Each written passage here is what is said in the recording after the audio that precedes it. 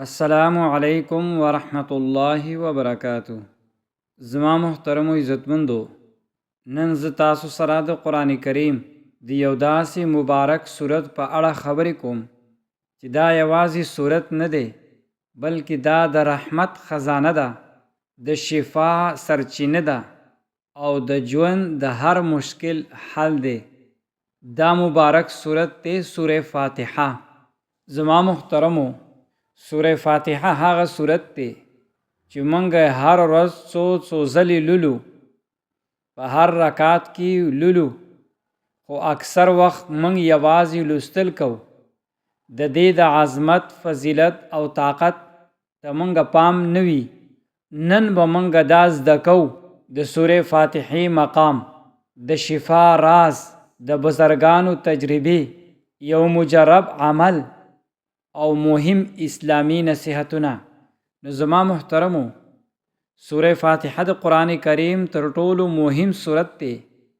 دا صورت د الله جل جلاله دومره مقام ورکړی دی چې دې ته وایي ام القرآن، د قرآن مور. پیغمبر علیه الصلاۃ والسلام فرمایلی دی چې په تورات، انجیل، زبور او قرآن کې د سوره فاتحې په شان صورت نه دی نازل شوی. دا حدیث منږ ته ښیي چې دا صورت څومره خاص دی.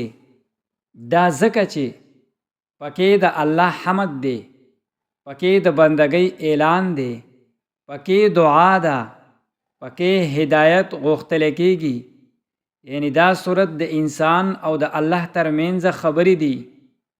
کله چې دا صورت ولولئ، الله ستا دعا ته جواب ورکوي. زما محترمو، یو مشهور حدیث دی. یو صحابي رضی الله تعالی عنہ ناروغه ته سوره فاتحه ولوستله، هغه جوړ شو، شفا ورته میلاو شوه. کله چې دا خبره پیغمبر علیه الصلاۃ والسلام ته ورسېده، پیغمبر علیه الصلاۃ والسلام وفرمایل تا څنګه پوه شوی وي چې دا دم دی؟ نو دا حدیث موږ ته ښیي چې سوره فاتحه روحاني دوا ده، سوره فاتحه د زړه دوا ده، سوره فاتحه د بدن دوا ده. سوره فاتحه څنګه کیدی شي چې شفا ورکوي؟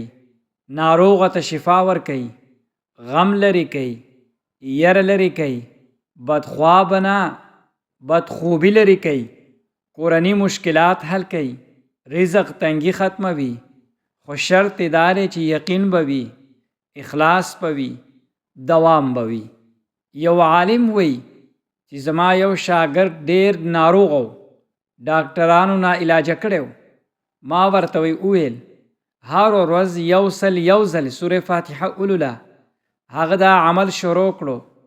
یوه هفته وروستو د الله په فضل سره هغه مکمل روغ موړ شو، صحت ورته میلاو شو. یو بل بزرگ فرمایي و زما په کور کې جګړې وي، مشکلاتو د رزق تنګي وه. ما 41 ورځې دا عمل وکړو. د سحر د مانځه نه وروستو 40 ځله سوره فاتحه مې وویله. د الله په فضل په کور کې سکون راغی، محبت پیدا شو، رزق زیات شو. اوس زه تاسو ته هغه عمل خیم چې ډیر ازمایل شوی دی. دا عمل تاسو کولی شئ چې د هر مشکل دپاره وکړئ، خو څو شرطونه ولدا دي. اودس کې به یئ، پاک ځای به یئ، قبلې طرف ته به کښېنئ، نیت په د الله دپاره وکئ او په دوام سره به وکئ. اول 3 ځلې درود شریف ووایئ، اللهم صل علی سیدنا محمد وعلى آل سیدنا محمد. بیا 80 ځلې استغفار ووایئ، استغفر الله ربی من کل ذنب واتوب الیه. بیا یو ځلې سوره فاتحه ولولئ او د لوستلو په وخت خپل مشکل ذهن کې وساتئ.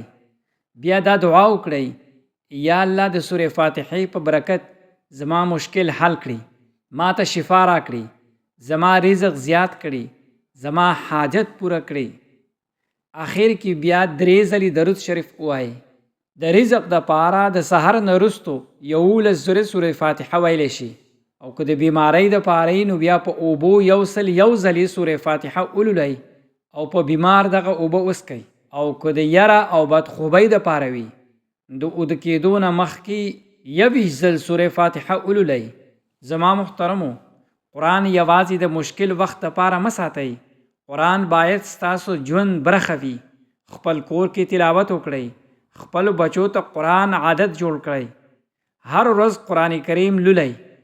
هر کور چې قرآن پکې وي هغه کور ته ملایکې راځي. که څوک سوره فاتحه په یقین سره ولولي الله تعالی دعا نه رد کوي. خو باید چې یاد وساتو حلال رزق وخورو، مونځ پابندي وکړو، ګناه ونه کړو.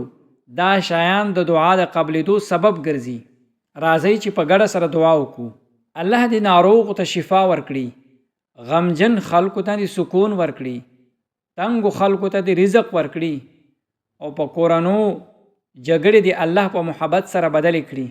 یا الله موږ ته د قرآن سره مینه راکړه، موږ ته د قرآن عمل نصیب کړه. آمین یا رب العالمین.